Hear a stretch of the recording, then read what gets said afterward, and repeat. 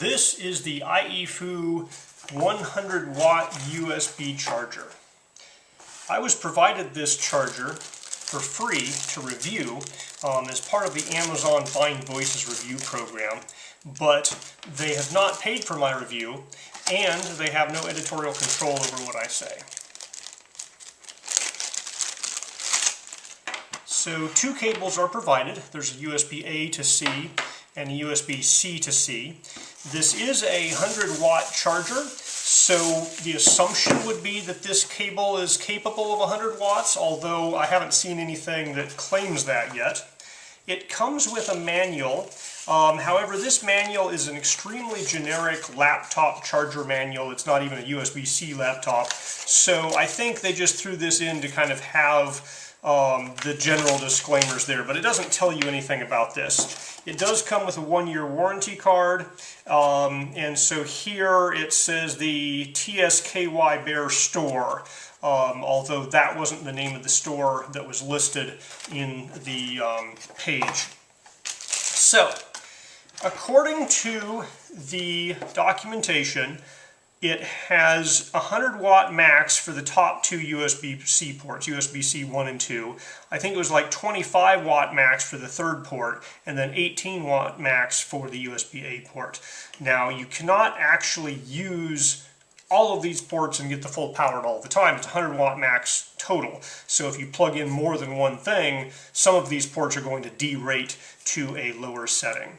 And they do have nicely on the top here the voltages and amperages that each of these ports can do to remind you. So actually I misspoke, this is a 23 watt max on the USB-C 3, not 25. And it has a fold out wall plug here. It feels like it's tight and making a good connection in there. At 100 watts, you're only drawing about 1 amp out of the 120 volt wall plug. So I do want to have a good connection there, but it's not critical because you really don't have a lot of amps going through this guy. So let's plug this guy in, and I have here a 100 watt load, so this will charge my Ego battery at up to 100 watts with USB-C power delivery. And we will see with the USB power tester if it gives us 100 watts or close to it, and then we'll try plugging in a few other items to see how it derates that power on the main port when you have other items plugged in.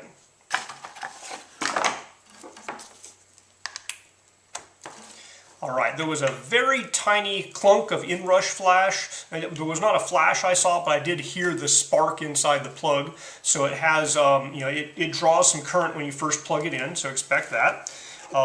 We will plug in the USB-C port here. I'm going to initially start with the cable they provided, and we'll move to a different cable if that is necessary. I do like that they've included the Velcro cable keepers here, though I always appreciate those cable keepers.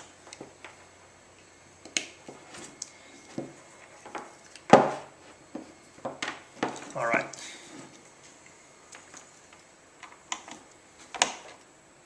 Okay, so this guy's turning on. It says welcome.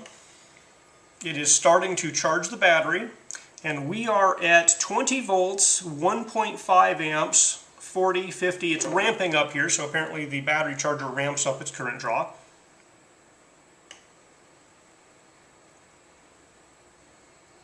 Okay, it seems to have steadied at 20 volts, 2.9 amps, and that is 60 watts. So currently I'm drawing 60 watts through this cable into my battery charger.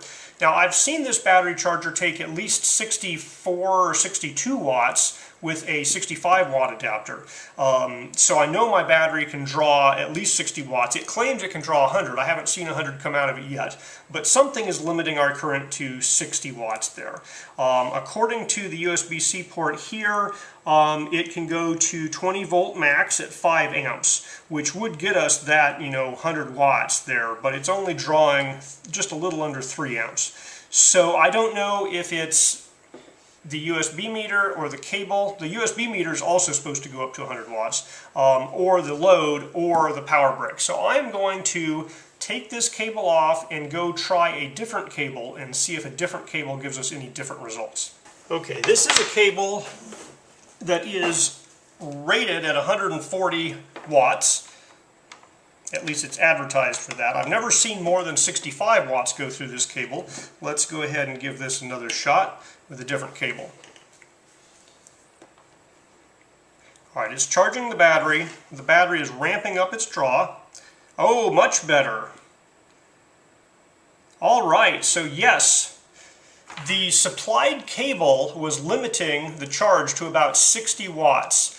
Now, this cable is getting 20 volts at 4.8 amps. We're doing 97 watts. So I have confirmed that this guy is a 100 watt delivery. 97 is close enough. It's always possible my meter's off by a couple percentage points. So this guy can deliver 100 watts. It's doing 97.5 right now if you have a cable that's rated for it.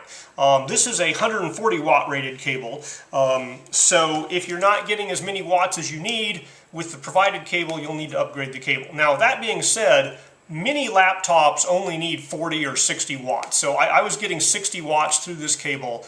Unless you have a real monster that you need to charge at 100 watts, this cable is going to be acceptable for most laptops, for charging purposes, because most of those come with like a 65 watt power adapter, maybe a 40 watt power adapter, maybe even a 30 watt power adapter. So this is a 60 watt cable. 60 watts was going through it just fine, or at least it was drawing 60 watts through it fine. I don't know if it would have heated up over time. But if you want to do the full 100 watts out of this guy, you're going to need to provide a higher capacity cable. Alright, now I'm going to put some loads on other USB ports to see how this 97 watts goes down when you have other things plugged in.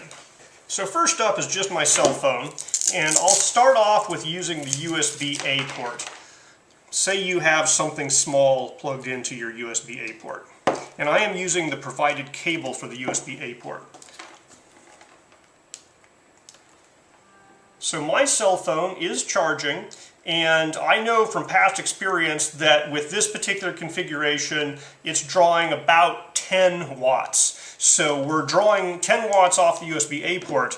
Now the USB-C port here has derated down to 65 watts, so it's 64.8. So we're no longer putting out a full 100 watts because when something is plugged into one of these other plugs, it automatically drops the USB-C port, in this case, to 65 watts. So if you have something plugged in the USB-A port, you can only expect to get 65 watts out of this USB-C at the top. And, that's perfectly acceptable. As I was saying with this 60 watt cable, 65 watts will power just about any laptop you need to power and charge. So now I'm going to take my cell phone off, and we will try something plugged into one of the USB-C ports. So I'm going to start with the USB-C 2 port. Now, right now, the battery's ramped back up, and the battery is taking 97.7 watts. So it's taking a full 100 watts out of the top port. And even though I have a cable that's not connected plugged in here, it's not reserving anything for the cable. I have a USB load tester here. This guy can take a max of 25 watts, but we'll plug this in.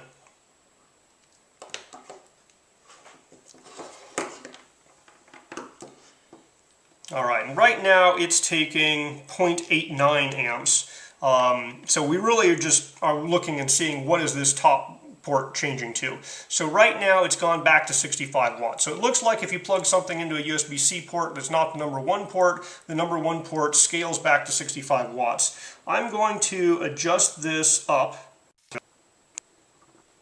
I'm drawing 4 amps out of this USB-C port on the bottom, and unfortunately this doesn't have a good voltage. So it's 4.4 volts. And it says 17.9 power, so I expect that is 17.9 watts. So, we're getting almost 20 watts out of the second port. The top port drops down to 64. I'm going to plug the USB-A port back in here.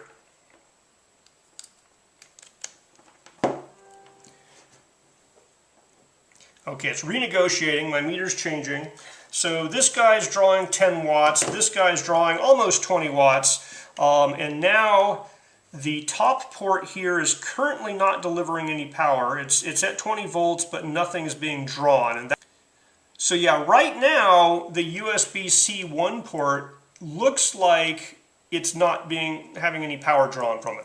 Let me unplug this and plug it back in and see if that's a limitation with the charger or with my load.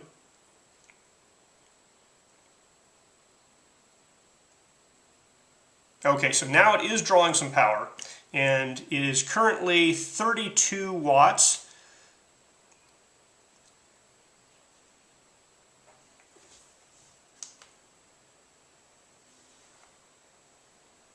Okay, so we have three things plugged in. USB-C 1 is getting 32 watts of power. This guy over here is getting, okay, so USB top port is getting 32 watts. The second port is getting almost 20 watts. My phone is getting 10 watts. So as you add more things, it may not evenly distribute the load, and it may not be giving the full 100 watts out of this thing. You know, at 32 watts, that's pretty reasonable. That'll operate your laptop in most cases, even if it's not charging at full rate. Now, if I turn off this load,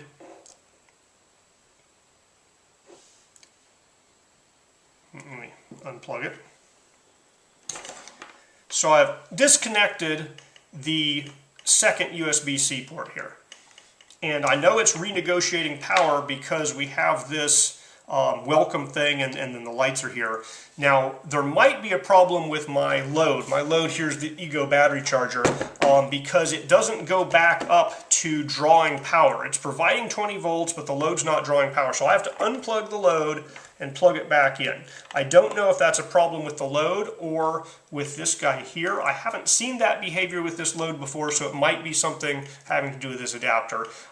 So keep in mind that as you plug things in and unplug them, it's possible you might need to reset by unplugging and plugging other loads in to make sure everything's getting charged. So yeah, we're back up to 64 watts with this load here. If I unplug the USB-A port,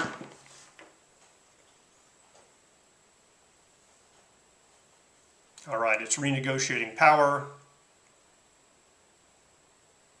And in this case, it renegotiated and is just jumping back up. And now we're delivering the 97.5 watts. Okay, so it will deliver 100 watts through the top port. If you plug in other things, obviously it derates the port so it shares the power, and you're probably not going to get a full 100 watt draw. I am going to leave this running for a while and do a heat test on it. So, you know, it's been powering this thing for this, 5-minute video or so. It's just barely warm. I can feel warmth, but it's not at all uncomfortably hot. But with 100 watts going through this thing, I expect in 10 or 20 minutes this guy will warm up quite a bit. We'll come back and look at it then. Okay, I've been powering this 100 watt Ego battery charger for about 20 minutes at 100 watts.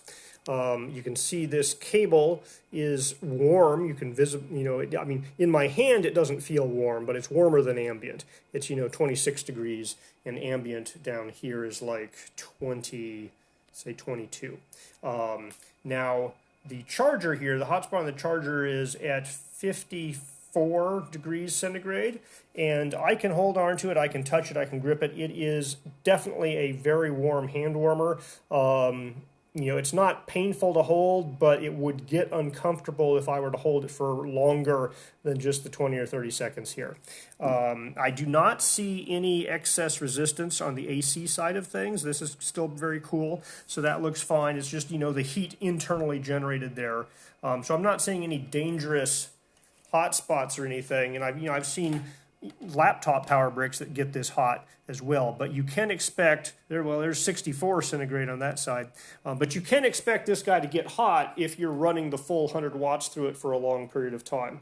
It's not dangerously hot, but you can expect some heat. Okay, overall summary, this guy can provide the 100 watts rated off of a single port if you provide a cable that can transfer 100 watts. Now, even though that the included power delivery cable only limits things to 60 watts, I think this is at the $35 price point. This provides good value for your money, because most people aren't going to need more than 60 watts for any one particular device. I like, the fact you have ability to multi-charge here. But if you are trying to get the full 100 watts, you will will have to provide your own highly rated cable to get that out of there. So all in all, you know, it's a pretty recommended product. It does what it says it's going to do. It does get warm while it's doing the full 100-watt charging, so expect that warmth. But since it's going to be plugged into the wall, you know, there shouldn't be stuff around it or sitting on top of it. It should just dissipate that warmth to the air.